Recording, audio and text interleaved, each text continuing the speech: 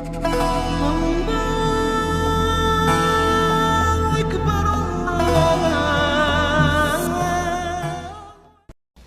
عليكم ورحمة الله وبركاته. الحمد لله كفى وسلام على عباده الذين اصطفى. أما بعد فأعوذ بالله من الشيطان الرجيم. بسم الله الرحمن الرحيم. إنه لا يحب المسرفين. صدق الله المولانا العظيم. আলহামদুলিল্লাহ সুম্মা আলহামদুলিল্লাহ। আজকের এই পর্বে আমরা আলোচনা করব অহংকার সম্পর্কে। অহংকার আল্লাহ তাআলা কোরআনে পাকের মধ্যে ফরমান, ইন্নাহু লা ইউহিব্বুল মুসরিফিন। অহংকারকারীকে আল্লাহ তাআলা ভালোবাসেন না। আর অহংকার হলো মানুষের অধঃপতন এবং ধ্বংসের মূল। তো এই জন্য পূর্বের জামানার মধ্যে যখন যারা অহংকার করেছেন, আল্লাহ তাআলা তাদেরকে অহংকারের কারণে ধ্বংস করে দিয়েছেন। আর যখন মানুষ অহংকার করতে থাকে, সে কখনো হেদায়েতের রাস্তা পায় না, সে কখনো হেদায়েত পায় না। কারণ হাদিসে পাকের মধ্যে আসছে অহংকার আল্লাহর চাদর। আর যখন কোনো ব্যক্তি আল্লাহর চাদর নিজে অহংকার করে, তার মানে সে আল্লাহর চাদরকে সে নিজে নিতে চায়, তখন আল্লাহ তাআলা তাকে ধ্বংস করে দেন। আর অহংকারকারী ব্যক্তি সে কখনোই জান্নাতে প্রবেশ করবে না। মিসকালা যাররাতিন মিন কিবর। যদি কাহারো দিলের মধ্যে যাররা বিন্দু পরিমাণ অহংকার থাকে, সে কখনোই জান্নাতে যেতে পারবে না।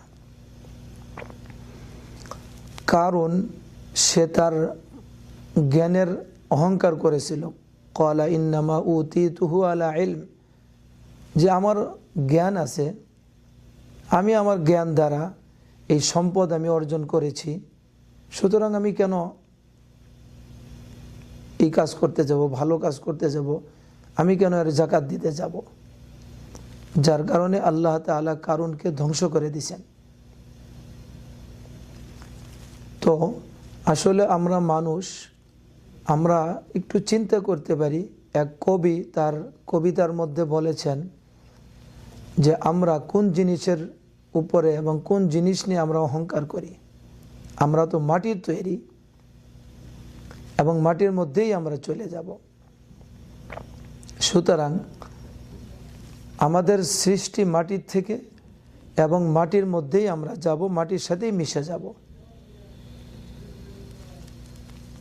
তো আমরা যেহেতু মাটির মধ্যেই মিশে যাব, আর এই দুনিয়ার হায়াতে জিন্দেগি কয়েকটা দিন, এটা আমরা কিসের উপরে গর্ব করি? জন্ম মাটি, মৃত্যুর পরে আবার মাটি হয়ে যাব। আর এই অল্প কয়েকটা দিন আমরা পেটের মধ্যে কিছু ময়লা নিয়ে আমরা দুনিয়াতে বিচরণ করতেছি। সুতরাং আমরা কেন অহংকার করব? আমাদের পরিণামটা কি? যখন আমার মৃত্যু চলে আসবে, আমার সমস্ত অঙ্গ প্রত্যঙ্গ পোকামাকড়ে খেয়ে ফেলবে। তো আমরা কেন অহংকার করি? আল্লাহ তাআলা বলেন, ওয়ালা তামশি ফিল আরদে মারহা। জমিনের মধ্যে তোমরা অহংকার করে বিচরণ করো না। যখন আমরা জমিনে হাঁটাচলা করি, আল্লাহ তাআলা নিষেধ করছেন অহংকার করো না। দেখেন, আমরা আমাদের মাটির থেকে আমরা শিক্ষা অর্জন করতে পারি। আমরা যখন মাটিতে হাঁটতে থাকি, মাটির উপরে আমরা আঘাত করি, কখনো আমরা যতই অহংকার করি, মাটি কিন্তু আমাদেরকে গ্রাস করে নিতে পারে। আমি অহংকার করি, কিন্তু মাটি আমাকে কখনো গ্রাস করে না। মাটির উপর দিয়ে আমরা অহংকার করি, মাটি কখনো আমাদেরকে উত্তর দেয় না যে কেন আমার উপরে এইভাবে চলতেছ। সুতরাং মাটি যেভাবে সবর করে চুপ থাকে এবং মাটির কোনো প্রতিশোধ নেওয়ার কোনো ইচ্ছা তার মধ্যে হয় না। সুতরাং আমরা মাটির থেকেও শিক্ষা গ্রহণ করতে পারি যে এইভাবে নমনীয়তার সাথে যখন আমরা চলব, তখন আল্লাহ তাআলা মান তাওয়াজা লিল্লাহ রাফাআহুল্লাহ, যখন মানুষ অহংকার না করে বিনয়ের সাথে যখন বিচারণ করে চলতে থাকে, আল্লাহ তাআলা তার মর্যাদা, আল্লাহ তাআলা তার মর্তবাকে বৃদ্ধি করে দেন। সুতরাং অহংকার করা এটা শয়তানের কাজ। মানুষ কখনো অহংকার করতে পারে না, কারণ সে একজন দাস, সে একজন আল্লাহর বান্দা। আল্লাহ তাআলা আমাদেরকে সৃষ্টি করেছেন, সুতরাং আল্লাহ তাআলার হুকুমের সাথে আমরা নিজেকে সঁপে দিব।